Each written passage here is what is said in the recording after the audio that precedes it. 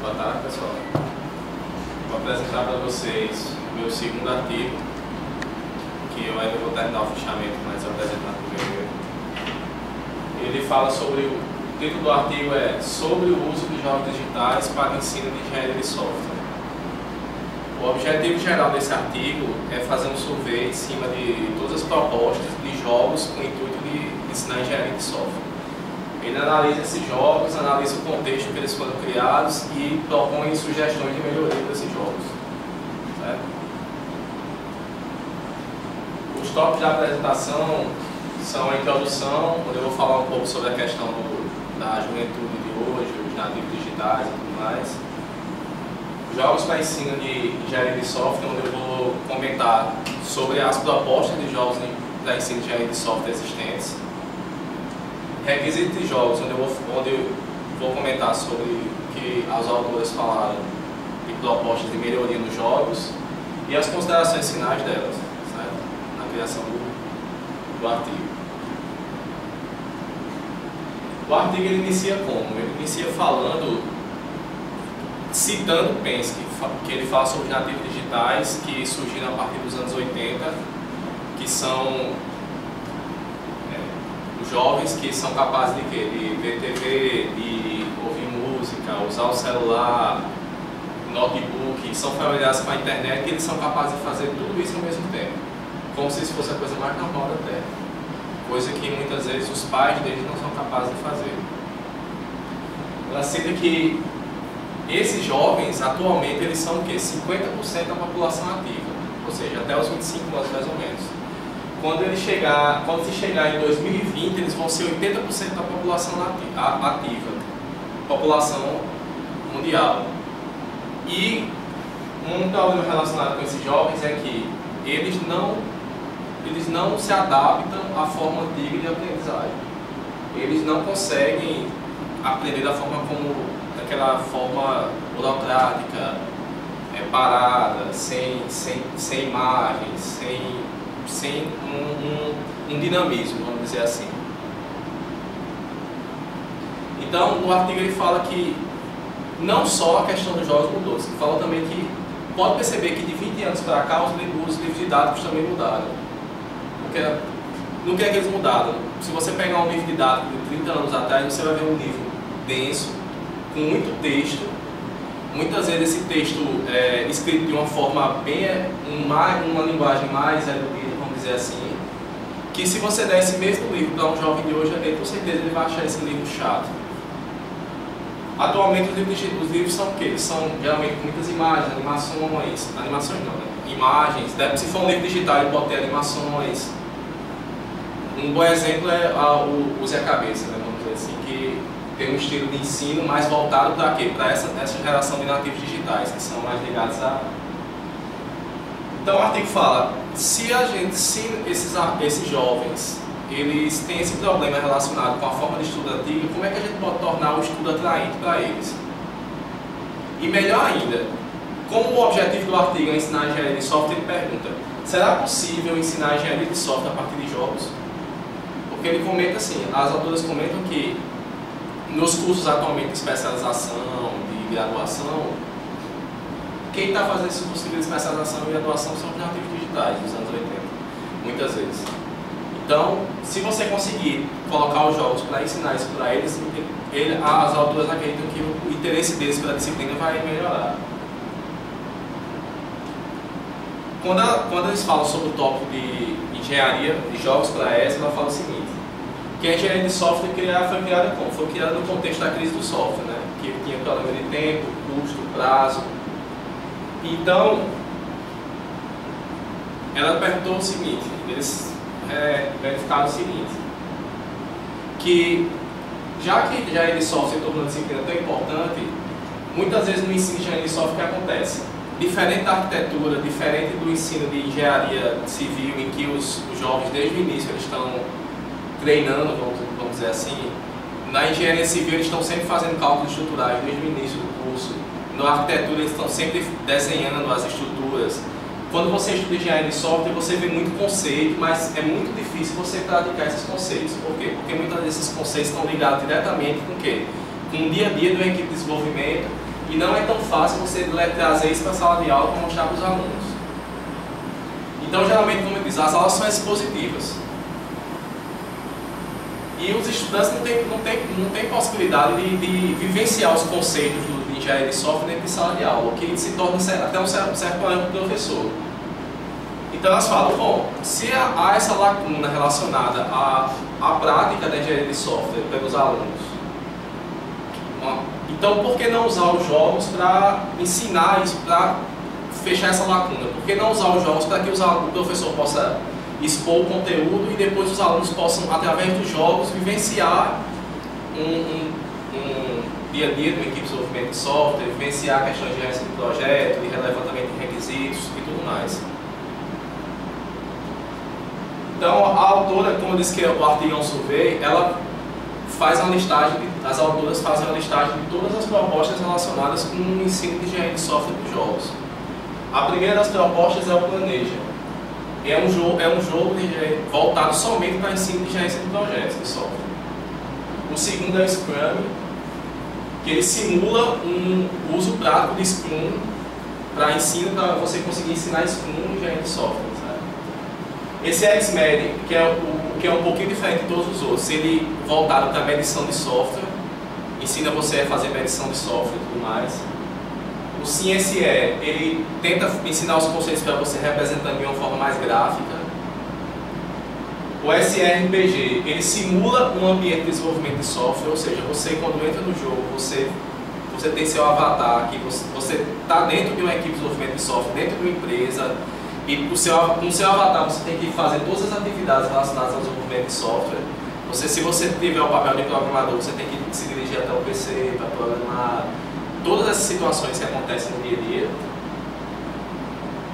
O The Incredible Manager, que também é para ensino de gerência de projetos.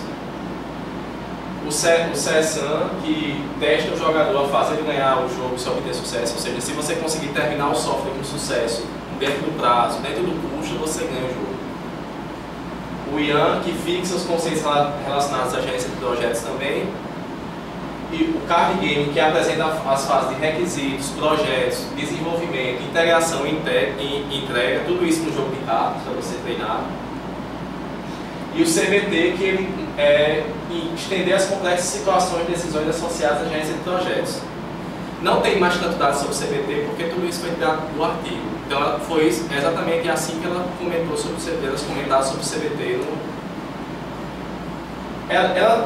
As autoras listam esses jogos, só que elas citam o seguinte: existem algumas características que nenhum desses jogos atende. Como, para adiantar um pouco, um bom exemplo é a colaboração. Nenhum desses jogos permite a colaboração.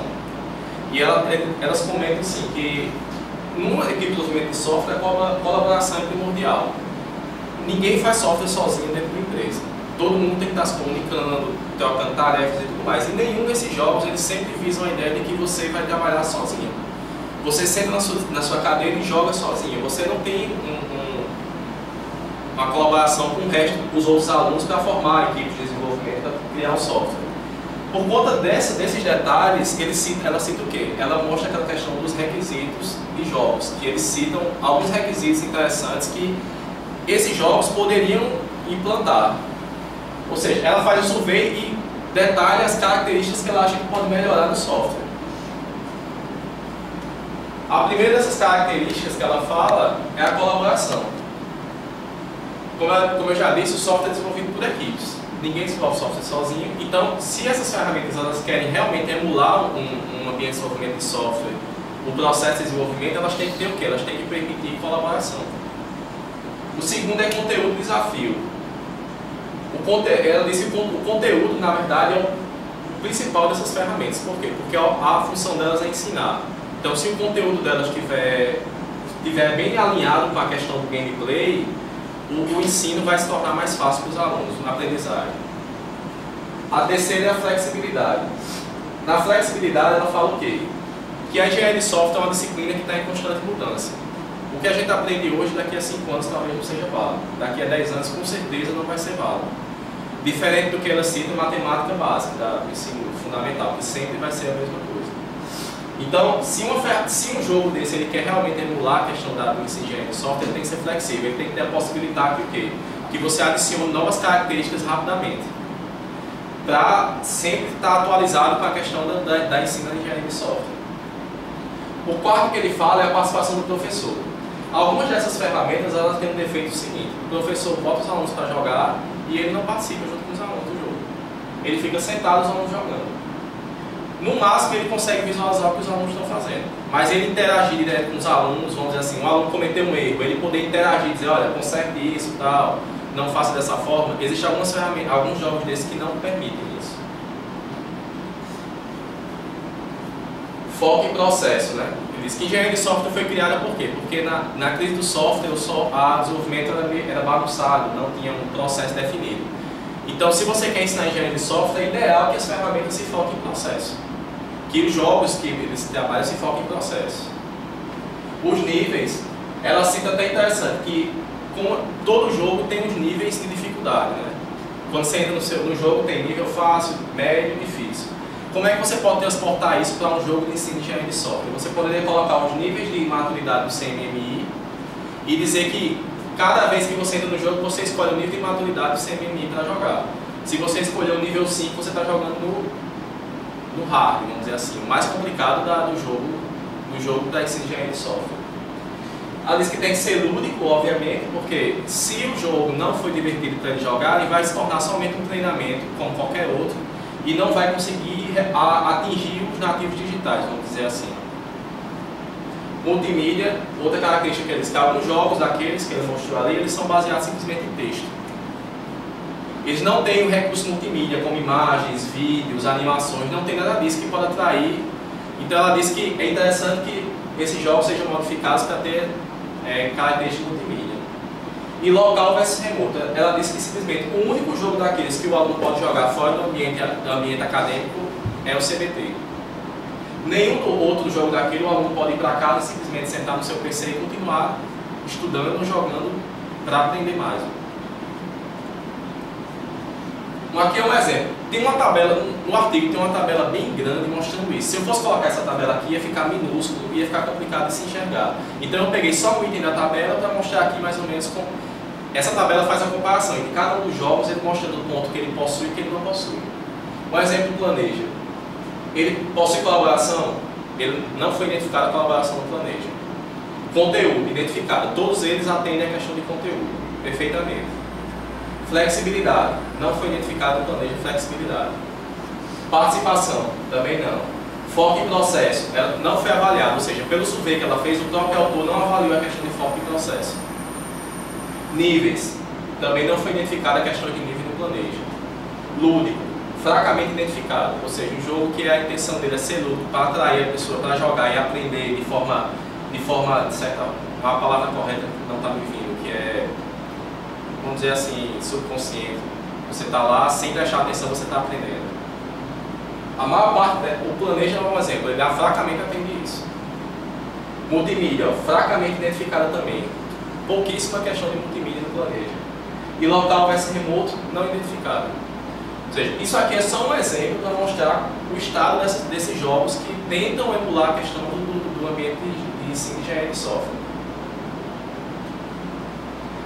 Aí os autores, depois que elas fazem esse survey, que elas falam essas características relacionadas com os jogos, elas, nas considerações finais, o que é que elas dizem?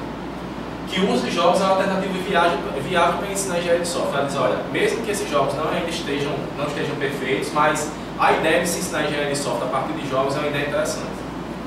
Os critérios devem ser estabelecidos para avaliar os resultados da utilização dos jogos no ensino de engenharia de software. É aqui que o artigo pega, porque muitos daqueles jogos lá, os autores fizeram jogos. Qual a forma de avaliação deles? Eles simplesmente fizeram um questionário com os alunos, dizendo se os alunos gostaram ou não. Eles não fizeram um questionário de avaliação anterior e posterior do nível de conhecimento dos alunos depois que eles utilizaram os jogos para aprender.